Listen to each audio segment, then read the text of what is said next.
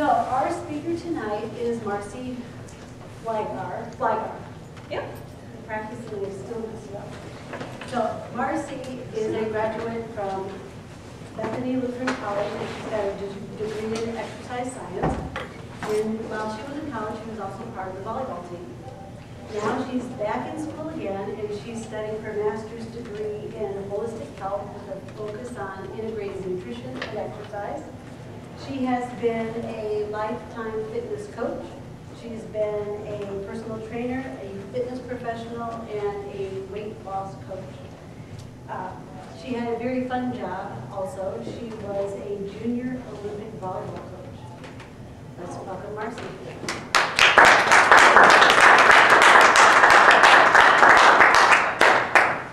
We can all move to the front if we want to. I'm joking, we don't have to at all. Just the people in the back, Sue. Just have to be paying attention the whole time, okay? As I browse through this cookbook. Okay, got a good idea. Well, thank you all for coming. Again, I'm Marcy, and I'm going to talk to you a little bit about how important it is to move and why we should move. You know, to take our train of thought away from how we look, we're doing it for ourselves, you know, we need to do it for the right reasons. And we'll get into a little bit more on what that is. So, how do we move our way to health? Before we get into that though, we're going to talk a little bit and review from the Daniel plan. Did anybody watch the session 5 video with Pastor Rick Warren? Okay. Well, if you didn't, we're going to go through it so you can take out your teaching notes. So, what does God say about my health? Psalm 119, verse 73 says, "You made my body, Lord. Now, give me the sense to heed your laws."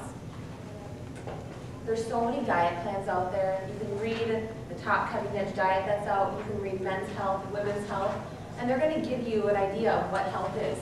But it feels like every other day, something new comes up, and how do you keep up with that? Nobody can. But the best guideline for it is to go back to literally the first day of the world's creation, and that's going to be the Bible. The Lord gives you everything you need for health, and if you follow that, health will follow you. So always keep that in remembrance. There's 4 things that we're going to talk about that are good for your health that Pastor Rick Warren talks about. And the first one is trusting God, which is good for your health. So I'm going to read this, and we're going to take little bits and pieces about what trusting God really means according to Proverbs 3:1 through 10. It says, "My son, do not forget my teaching, but keep my commands in your heart, for they will prolong your life many years and bring you peace and prosperity. Let your love and faithfulness never leave you. Bind them around your neck and write them on the tablet of your heart. Then you will win favor and a good name in the sight of God and men." So keeping that relationship with the Lord and keeping around you strong. Here's the key one. Trust in the Lord with all your heart and lean not on your own understanding. In all your ways submit to him, and he will make your path straight. I've heard this verse so many times. I grew up in a Christian home, and I think about it when I read it, but I don't actually almost digest it, if that's the right word to say. You know, trust in the Lord with all your heart, and your path is straight for you. And your path on your way to health is really what we're focusing on, obviously. So always remember this verse, because that's a good way of just trusting. Because all this information is in a good way given to you, but how do you utilize it? It says, "Do not be wise in your own eyes. Fear the Lord and shun evil. This will bring health to your body and nourishment to your bones. Honor the Lord with your health or with your wealth, with the first fruits of your crops. Then your barns will be filled and overflowing, and your vats will brim over with new wine." Below there it says, "It's not what you eat, but what eats you." So that's what's so important about confessing your sin. Everybody knows that you need to confess. You know, if there's something inside that's burning inside, you need to express it to somebody, let that grief or relief out. Because if you don't express that to the Lord, especially, it's going to end up harming your body in the long term. You know, everybody has those little wills that just need to come out. So the Lord says, come to him, confess to him. You need to explain to him and say, "I'm so sorry," because you are forgiven, because he's given us that opportunity to talk with him personally. So we'll look at Psalm 32:3-5. "When I kept silent, my bones wasted away through my groaning and all day long. For day and night your hand was heavy upon me. My strength was sapped as the heat of the summer." Then I acknowledged my sin to you and did not cover up my iniquities. I said, I will confess my transgressions to the Lord, and you forgave my guilt of my sin. The next one we're going to look at is giving generosity to the Lord. So the first one here is Proverbs 11, verse 25. A generous man will prosper. He who refreshes others will refresh himself. So it's spring cleaning time, isn't it? Coming around the corner, it doesn't really feel like spring. Maybe today is starting to feel a little bit warmer, right? How many of you guys just need to go through your house and revamp things? Get rid of things, right? Okay, how many people feel stressed when they have more things around? Yeah? You walk into your house and your room just has, your kitchen is full of things and you just want to get rid of things. The less stuff we have, the less stress we have in our life. So giving and giving for the Lord. When you give to somebody else, you just feel happy rather than getting. And having prayer and having that generosity for the Lord is what we need, because He gave so much to us. He gave His Son, which is the biggest thing that we know that we ultimately need to have time with Him in heaven. And the next one is just have fun, which is great for your health. We'll look at Proverbs 17, verse 22. A cheerful heart is good medicine. You don't need over-the-counter drug. You don't need other things. Food helps, but the Lord with a cheerful heart is what you need. But a crushed spirit dries up the bones. I was just thinking the other day, I have some little neighbor boys, and I just thought to myself, they are always giggling. You guys just hear kids giggle, and they just give you that extra spunk, that happiness, that spark. Why, as adults and grown-ups, do we hardly laugh? Throughout your day, do you remember laughing? Okay, well, somebody in the back is like, yes. It's so important because when you laugh, it sends off different endorphins to make you happy. And the Lord gives you that joyfulness. He gives you that childlike heart that we need to express to Him. We need to express to others. Don't forget that and let that always be shown. I know I'm always happier when I'm laughing, because you can't have fun if you can't have fun.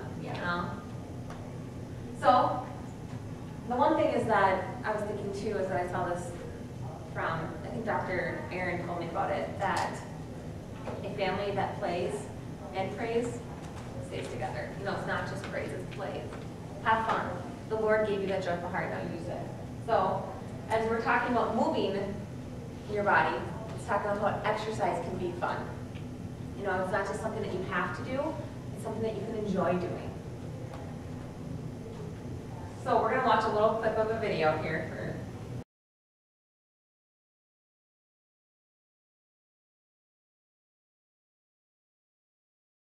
So movement is life.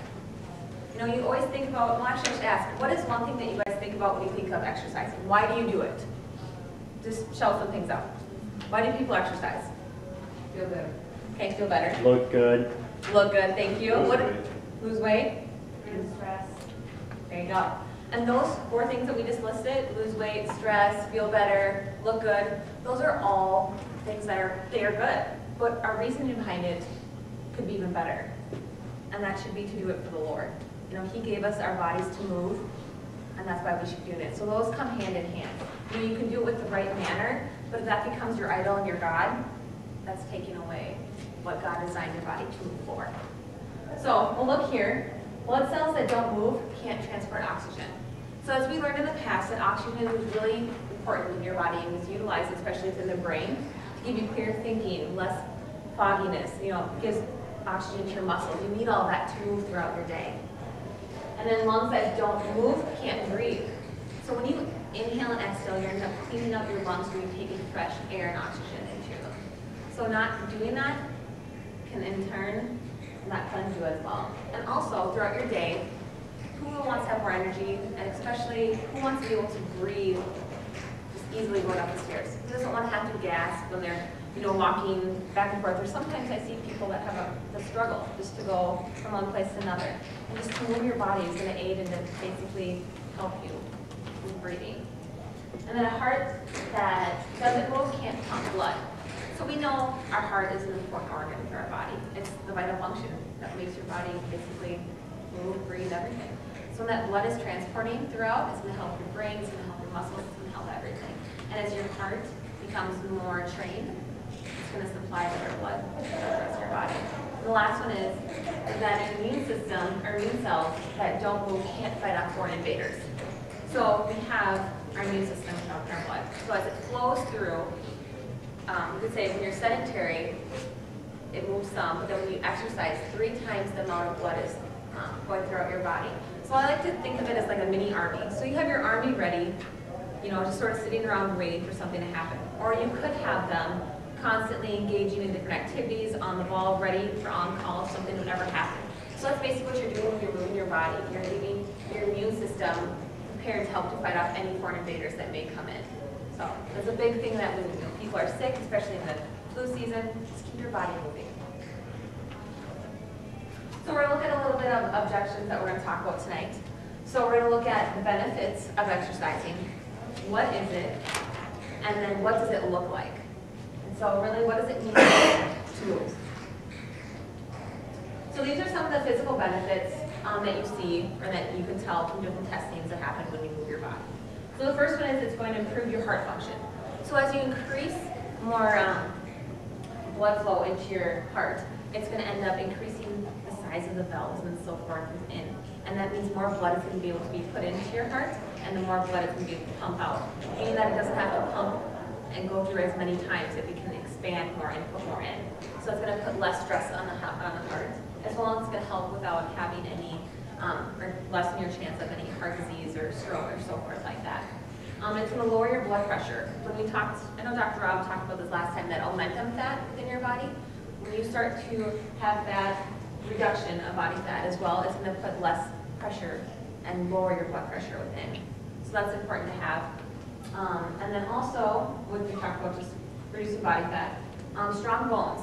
So as a trainer, I've had a lot of people come up and go, I'm really afraid to lift. I mean, I have osteoporosis. I have, family history that my bones aren't strong. I'm afraid they're going to break. But actually, doing some type of weight-bearing exercise and cardio builds more bone mass and density, or it helps to prevent from losing that as well. So it's important to engage in that. It doesn't have to be something strenuous all the time, just mix it up and to keep your body moving. It rises your good cholesterol and lowers your bad cholesterol. So it's going to be your HDL is going to go up and your LDL is going to go down. And last time we talked about how there's good and bad cholesterol in the LDL. And so this helps to lower the type of LDL that goes within the heart walls and helps to increase the size of the good LDL throughout the body. So it's going to go to the liver. It's going to either be used as bile to help digest, or it's going to be excreted from the liver as well. And it's going to provide more energy. I mean, working in the afternoon, how many of you guys want to reach for your coffee? How many of you want to reach for food? The blood sugar level that's going all over. Well, if we end up moving our body, which is internally usually what it needs to do, it's going to provide more energy. You're going to get that blood flowing to the brain, to your muscles. You're going to feel more motivated to be, getting done with the rest of the day or start your evening and so forth. So we want to make sure that we're moving. Sometimes that you're going to be fatigued from a lot of things. Don't overdo it, but just go for a light walk. Get up, from your seat if you're sitting during work every hour. Just move around, just get that blood flowing. It's really important. It's going to help enhance hormonal balance. So we know that when we exercise, different hormones are being produced by our body. So we notice that there's so many that we've probably talked about that aid in, if it's fat reduction, if it's something with, just our general ones that we have. We just want to make sure that we're constantly using our body so that they can produce them naturally on their own. It aids in sleep. So I know everybody here loves to get a good night's sleep. They love to wake up the next day refreshed. Well, when you exercise, you're obviously tearing down your body, and it needs to be replenished through sleep. So it's the aiding process. So if you don't exercise sometimes, you're not going to get as restful sleep because your body's tired and it actually sleeps a lot better. The biggest thing is we don't want to exercise in the evening. A lot of times people think, well, I'm really tired, then I'll want to go to bed, but actually your body's more rejuvenated and ready, as we talked about how it energizes your body. So to do it in the right time, morning time, oftentimes with the clients I've worked with, that's the best time for them. Because the rest of the day is ready. They got that one thing out of their day that they usually don't like to do. Not saying exercise isn't enjoyable, but then they have more energy, usually eat better, and you're just ready. You're ready to go. And then helps you eliminate toxins within your body. So it goes through the liver, you end up excreting it throughout sweating, and everybody knows that sweating is something that your body needs to do to eliminate that. So So that's why sometimes it smells a little funny, you know, so it's removing those toxins within it. And then it helps to prevent cancers. Everything from diabetes, well, it not only prevents, but it helps to rejuvenate and helps to reduce, you know, symptoms of occurring any bit further down the road. So diabetes, heart disease, you could do anything from stroke. There's a ton of different things, prostate cancer. I mean, it goes on and on and on. So as you know, moving is just good for your body in every way, shape, or form. One thing that we tend to not think about is how important it is to move your spine. But when you move your spine, what's really happening? So there's something in your body called your central nervous system, which consists of your brain and your spinal cord. So when you move your spinal cord, there's neurons sending signals to your body, or to your brain, telling you things. Meaning that you're gonna have more coordination of learning, emotions that are going to be, you know, sending to your body or to your brain. You're going to have better motor control, whether it's your gross motor control, which is going to be more of your bigger movements, or your fine motor skills, which is going to be something like from writing to just your little trinkets of something that you end up doing. So that's important to have, because if you don't move your spine, you're not connecting with your brain as well. So anything from holding out your hand, you have signals going up into your brain, and just to keep them going and to know that your brain is being worked at the same time. Oh, and organ function, excuse me. So, meaning that they're going to end up talking to one another even better. And we know that every organ plays into effect with one another. You know, we talked about if your digestive health is off, maybe it's your adrenal glands, maybe it's your thyroid, you know, everything that we keep them in line, because it can be a domino effect. So just a little diagram that when you move, there's spinal cord that delivers nerve impulses between the body and the brain. And then that actually changes your brain. So an example would be, think of a little kid that is trying to learn how to catch a ball. So he's putting on his glove, you're throwing him the ball. The first time it goes by, he's like, I was almost there, you know, he knows it's there. But as you keep on practicing, you start to see those improvements. You know, so his eye coordination, or his eye watching with his coordination is gonna help slowly progress. And pretty soon, he's going to be playing in the MLBA. He's going to be that shortstop, and he's going to be able to literally maneuver on a line drive right to him. So your body starts, or your brain gets little signals throughout, and they start to make pathways. So this is going to keep your coordination, your posture, everything is going to be a lot better, just a lot more quicker for your brain to know what's going on. So just your movement in space is sort of what your body is around with your proprioception. So it's going to help you to know where you are within. So now that we know the benefits, we're going to talk a little bit about what is physical fitness. So we have different ones. We have some health-related that are improved through proper training. We also have some skill-related we'll talk about a little bit. So we have strength training, which everybody knows a little bit about strength training, I'm guessing. So it's lifting weights, or it's lifting your body weight, something basically that helps to increase your muscle mass and well as your muscle endurance in time. So that's going to really help with fat loss. It's really going to help, especially in fat burning afterwards, because when you strength train, you end up tearing down your muscles, and they need to be replenished. So you might end up burning so many calories, but then that afterburn effect is going to burn a couple other hundred to follow, because you're putting a lot of energy or calories used to help replenish. So that's the biggest thing. So strength training oftentimes is not forgotten, but a lot of people don't like to do it because it is a lot of physical work. But the benefit of it is just incredible. And the next one is cardiovascular fitness. So that's basically improving the endurance of your heart, and as well as it can breathe. You know, you want to keep that heart pumping, as we talked about before. The less you have to pump it, the better it is, so you're not wearing it out, and so forth. The next one is flexibility. I see a lot of people forget just the thought of even stretching your muscles. I mean, how many people end up going for a walk, going for a run, doing something? I mean, how many of you here stretch? Morning to day. Okay, we have 4 or 5. That's probably one of the best things you can do after a workout. Just because if you think about it, you're working your muscles and they need time to relax and to be stretched. Because it helps with your range of motion, it helps with your flexibility, it helps with your range of motion, it helps with your joints and tendons, so you're not going to have as many injuries to happen and to follow. So keeping that flexibility is important. I remember some of my guys that I trained, I think I had 2 that were semi-willing to even think about joining yoga or to even stretch before or after they worked out. The women were a lot more willing to, but it's so important, guys. I'm not trying to pick out a couple or anything like that, but it's a big part of your workout that you should be doing. So we'll talk a little bit more about different types of stretching and when to do them in a little bit here too. The next one is going to be muscle endurance. So basically, how many times can you do a push-up? How many times can you step upstairs? There's some endurance that can be built through in your muscles. So not doing the maximum amount that you can lift, but as many repetitions as you can. So I know a lot of people here might have kids, might have grandkids. An example would be if you want to hold your child and not feel tired. You want to be able to hold them the whole day, going around and just not feeling fatigued, but feeling energized and ready that you can still do that next activity. That's why endurance is so important to have.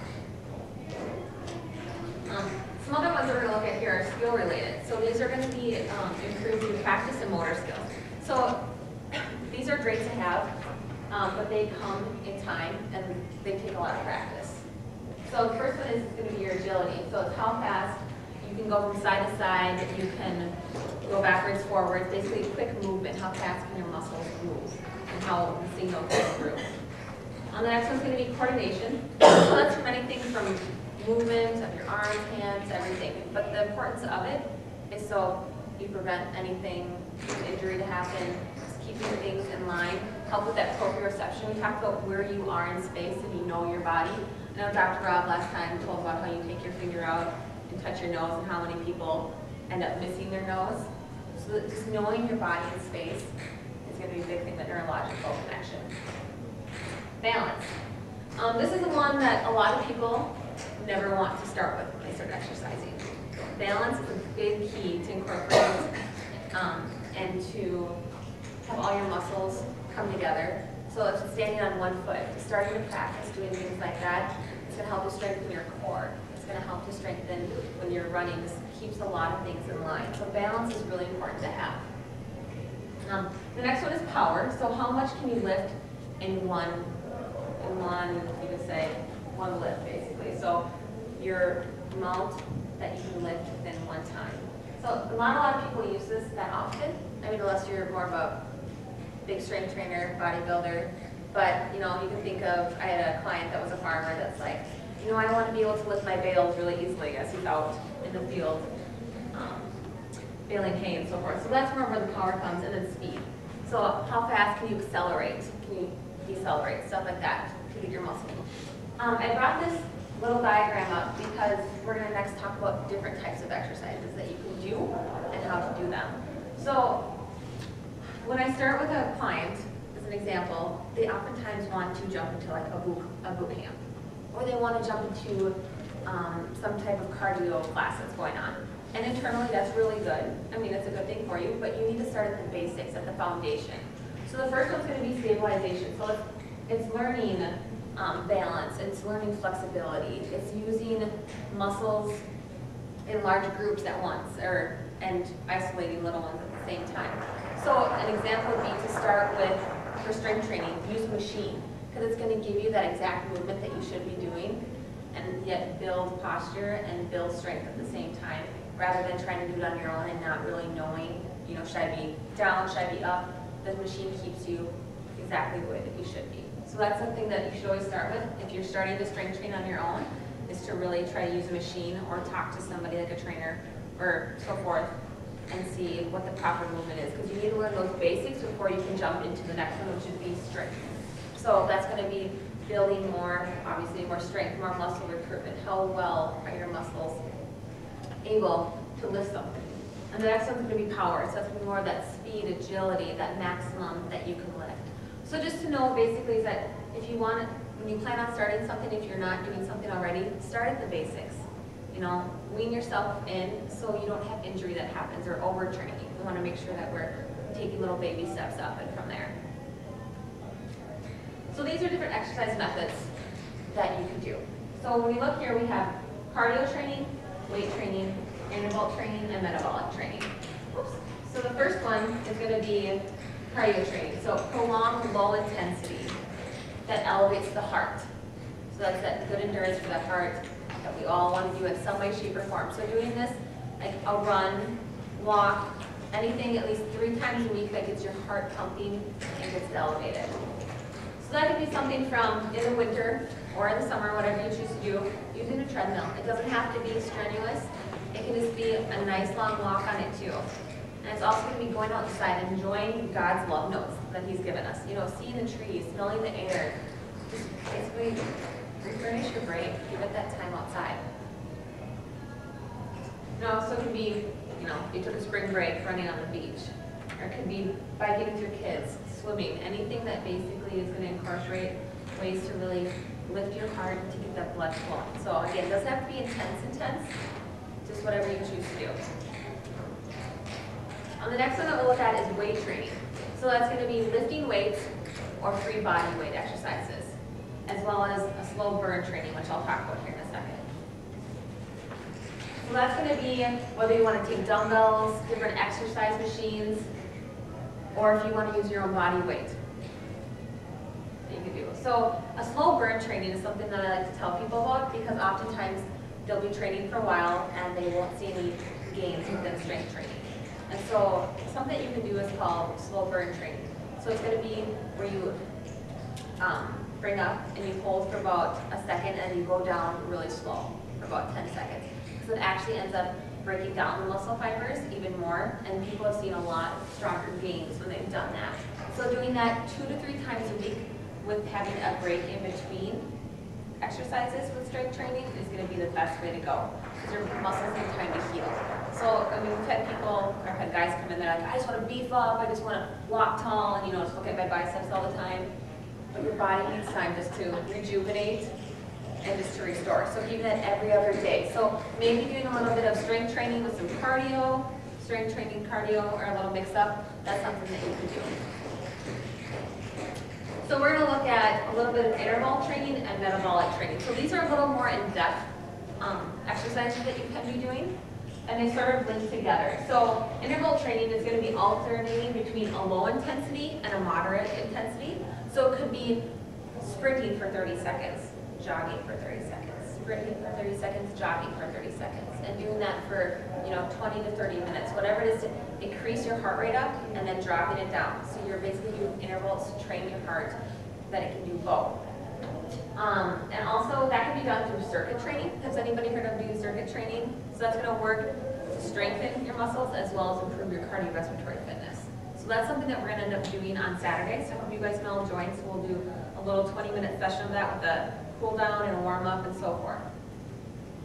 And then also there's something called high intensity interval training, which is you could do different types of weights that you push yourself to a max. So you do something for, you could say 30 seconds, and then you break for 15 seconds, 30 seconds with weight training, break for 30 seconds.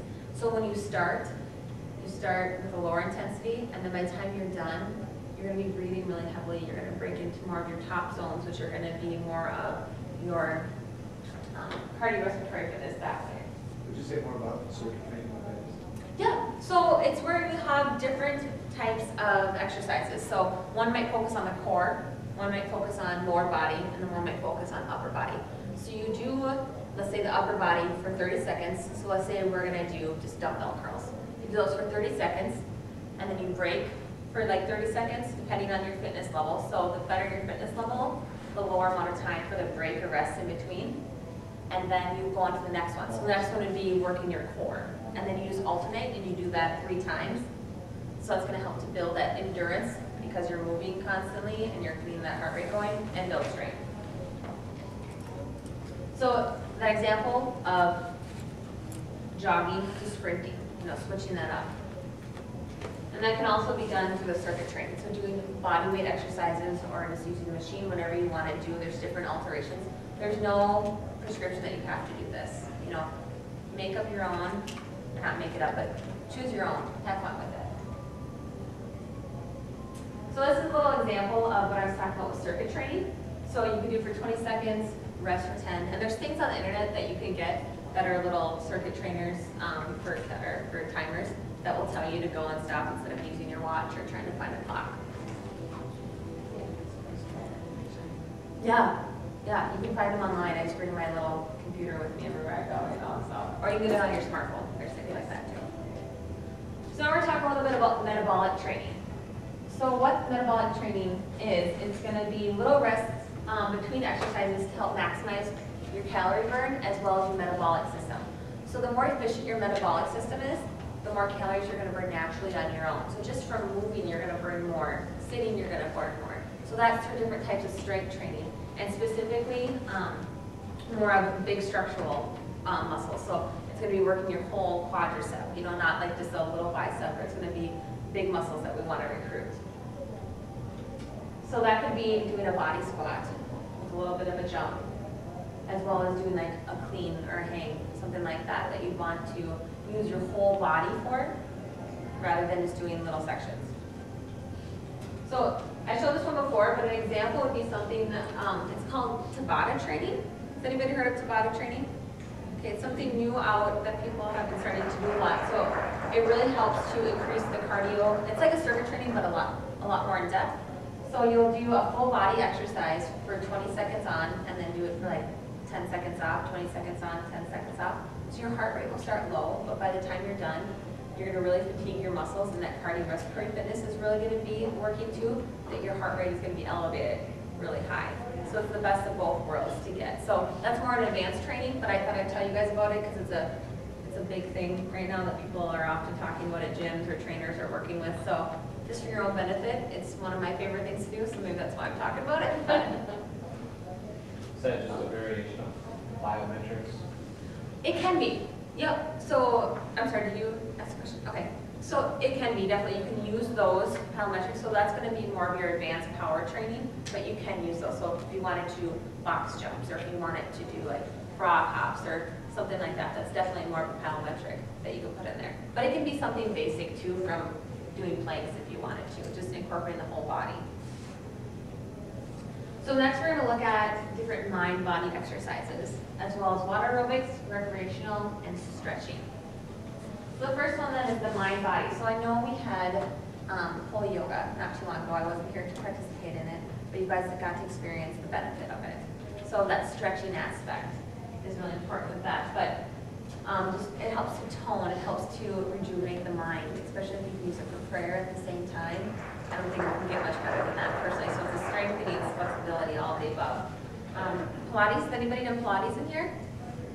Good, we have some ladies here. Guys, I know you're gonna sign up, so next week you can tell me all about it. But Pilates is a really good core exercise. So when you have a strong core, your posture is gonna be better. You know, everything from there is gonna flow. When you stand strong, you just feel so much better, so much more toned. The next one is going to be, show pictures about that. It's going to be dance. So, I mean, we could go join the lovely girls over there if we wanted to. You know, because last time they were rocking out a lot, so I was going to go and join them. But it can be anything from ballet to swing dancing to jazz to salsa dancing. I mean, that's an enjoyable hobby that people like to do, and it's an awesome cardio workout. You know, don't forget to have fun with that. I have a friend that just loves to dance, and she'll come back and she's like, I think that was harder than practicing volleyball the other day. You know, so doing stuff like that with friends, it's the best of both worlds. And enjoying a little bit of break dancing or hip hop if you want to throw that in there. You know, I'll let you do that. The next one is going to be just breathing. You know, there's belly breathing that you can do to basically meditate your mind and get control over breathing. There's so many of my clients that I have to tell to breathe all the time when they work out. They hold their breath, and obviously that's not going to do anything to supply oxygen to the muscles and to the brain as well. So proper breathing. So you always want to exhale when you push or pull on a lift, and then inhale when you go back to that normal position. So it's really important to have that proper breathing. The next one is water aerobics. This one is just fun altogether. I mean, if you like water and you have kids, you have grandkids, this is one that you can do and have fun at the same time, hands down, no matter what. So, I mean, you can do different types of strength training with different floaties, different, I don't even know what they're all called, but they have different types of, it looks like dumbbells that you can put underwater to help with resistance that way.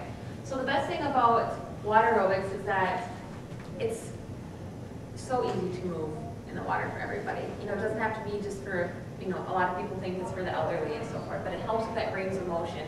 It makes you basically weightless. So you can do so many different stretches that you can do, and it's just It's just fun to get outside and to have, or inside, and just have that water and that refreshing. So it can also be a cardio and strength training at the same time, depending on what you're doing.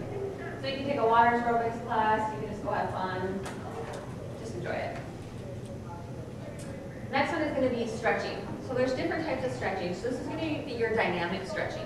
So it's going to be stretching with movement. So this is something that you're going to want to do before you start working out. Because if you do a static stretch, which we'll talk about in a second, which is just holding a stretch, your muscles aren't warmed up and they're not ready to be stretched. So a lot of times people will go for a run. So like a marathon trainer, they're running for warm up. Then they'll go on the side and end up taking, doing a little movement. So that's a good way to warm up your muscles and to stretch them that way. So before you start working out, that would be a good one because it gets your blood flowing, it gets your body ready, and you get that stretch at once. So static stretching is something that you do like in yoga. So you end up holding a pose for 30 seconds at a time. I say 30 seconds minimum. A lot of people don't like to hold the stretch long because they feel some pain. You want to basically not provide pain to the muscle, but you want it to feel stretched. You want to feel it's going to be a little awkward, a little uncomfortable, but not to the point of pain. So holding for 30 seconds and doing that about 2 to 3 times for each muscle group is going to be the best way to go. And we also have active stretching, so it's going to be, or passive stretching, excuse me, when you have somebody else help stretch you. So a lot of times athletes will use this because it helps to release and to relax the muscle and to get a better range of motion. And you can also do it on your own. So holding your knee up, letting it down, going back and forth like that, or using some type of equipment to help move as well. The next one is going to be recreation. I think that's everybody's favorite, isn't it? This is like the fun of all fun, personally. Especially now that spring's around, we're getting a little fever to be outside. So it could just be playing outside with the kids. I mean, as we talked about, their laughter brings so much joy to you. Why not incorporate it all together? I mean, now the lakes are going to start to unfreeze, take your canoe out, enjoy the nature as well. God's love notes are my favorite thing. Beauty. You become one with Him and just enjoy that time. Whether it's going for a walk, catching up with friends, or it's joining a class, or joining some kind of league in the summer. It's spending your time that you have and incorporating it together with exercise. So the biggest thing is, now that you know about it, how do you utilize it? How do you get it into your day? What's the action plan that we want to do? So the first thing we want to look at is let's set goals. Well, there's something I like to call SMART goals that help you to reach your goals and to sustain them and to get there. So the first one we're going to look at is something specific. So this is an example of a lady who wants to incorporate more yoga into her week. So it says, take care of my health and well-being through yoga practice. That's something specific that she wants to do. So as you look, measurable. How do I measure that? That's the next one, M. So track my progress through journal writing or blog entries, as we all love to do that. And then you want to write down basically she wanted to write down what her experience was. So some way that she can measure it, so every time you look back, you can see how you improved, especially on paper. Because when you write it down, you're more likely to stick to it. It's just like writing on a food blog. The next one is to be attractive to you. So you want to do something that is going to be fun. I don't think it's supposed to be attractive. I think it was supposed to be another one. I'm sorry about that. But let's just put it in perspective of how often are you doing it. So she was writing down 3 days a week. And then she also added Pilates in 2 days a week as well. And then she decided to read books and journals just to keep up on the new things of yoga and just to know more about it. And the next one is making your goals realistic. So, you don't want to do something that's, she's going to end up mastering every, pose in yoga possible within the year. Making small baby steps. So for her, it was recognizing my body's limitations and practicing safe, as well as but yet challenging to obtain better health. So getting really specific, and then timely. So for her, she did a whole year, and it was to maintain the year after that. But oftentimes I tell my clients to do a short-term goal, so something within 6 weeks, and then like a long-term, which can be 3 months to a year.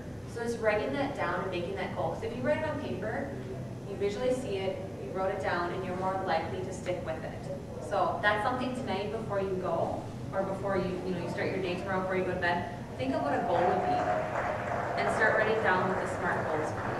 So specific, measurable, attractive, realistic, and timely. The next one is thinking about your time and schedule. So a lot of times people are like, I'm way too busy to exercise. There's no way in the world I can do this throughout my day. I can hardly spend time to see my family. Well, as we talked about, you can do different recreational activities with them. You could spend time going on Facebook, going on the internet, even that 10-15 minutes that gets away from you really fast. You could just go for a walk, something that simple. So just timing it out, writing it down in your schedule. And even like I said, the morning time, people who work out in the morning they're 75% more likely to stick with their workout routine rather than somebody who exercises in the evening. Because the day comes up and you have so much to do, just to do it in the morning if you can is the best way to do it. But I've seen success in people. The next one is select that start date. It's really important to put that day in your calendar to be like, this is the day I'm starting. This is the official new me that I want to be. But the one thing is a lot of people go on vacations or something's coming up. I recommend starting before, but to get really into a program, if that's something you want to do, program-wise, start after you get back from vacation or something, just so you can enjoy it and not feel that it's a stressor.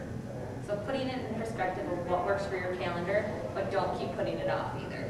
Finding a good balance. Train with a purpose. So that goes back to your SMART goals. Like, why are you doing this? Are you doing it to feel better for the Lord? Are you doing it, just to get your blood pressure down? A lot of good things. So what's your purpose behind it? What are your goals and how are you going to do it? It's often awesome to have an accountability partner. A lot of people need that. They need that, I did my workout today, or I did this, what do you think? Just to give that feedback and that positive atmosphere that everybody needs to keep going when you're exercising. Or it could be a training partner, whether it's your spouse, whether it's your kids that want to get involved, a friend, somebody that you can talk to. Oftentimes you can also do a personal trainer. So some people come into an exercise routine and they just don't know where to go. They get stuck, they plateau. So to talk to somebody who has that as their background will really help you to reach new goals and keep things interesting so you're just not bored of doing the same thing. And then take personal responsibility. I am going to do this, I'm going to set these goals, and I'm going to start with it. There's a lot of things that you can do that with diet, but personal responsibility for everything, especially in exercise, is very important. So each of you should learn to control his own body in the way that is holy and honorable. So let's put some play back in exercise. Let's have fun with it. So a moderate amount of exercise for 30 minutes, or moderate to vigorous intensity for 30 minutes, 5 days a week, is a great goal to have. It doesn't have to be hours upon hours. Just doing something that gets your body moving and breaking it up. It doesn't have to be 30 minutes in a row. You can take a break for 10 minutes, on your lunch break. Come home and do 10 minutes. And then, incorporate it throughout your day. It doesn't have to be just that one time. You still get the full benefit of it. It's different when maybe you want to do a strength training, program that you might need more time for. But there's different ways that you can do it, but especially when it comes to cardio, it's easy to break it up. Get outdoors. I don't think there's ever a time schedule for being outdoors, right? It's open to you all the time. It doesn't open at 5 a.m. and close at 9 p.m. It's open all the time, so you can utilize it whenever you want. It's also easy to go wherever. You don't need to drive somewhere. You don't have to pay for a gym membership. Gym memberships are great, but in reality, you don't need them.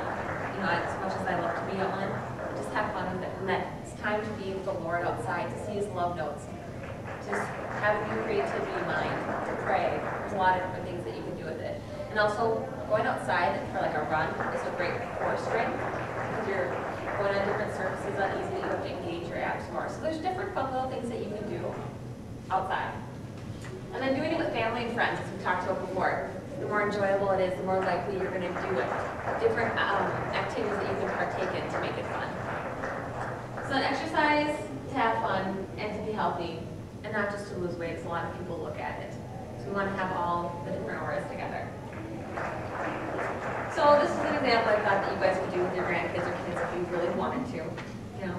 Little strength training, a little endurance, while they're having fun as well. So why should you move your way to health?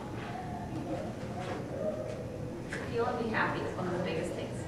Because if you're feeling and you're happy, you're going to more likely be more excited for everything. And the Lord wants you to enjoy your life here on earth. He wants you to take all that in and to express it to Him how thankful you really are. So Proverbs 17:22 says, a cheerful heart is good medicine, but a crushed spirit dries up the bones. So strengthen your faith. I can do all things through Christ who strengthens me. This is one of my favorite pictures, by the way, because who doesn't love the symbol of the cross and then adding a couple little extra muscles to them. So, start glorifying God with your body and doing it for Him rather than for somebody else or yourself. Do it for the right reasons.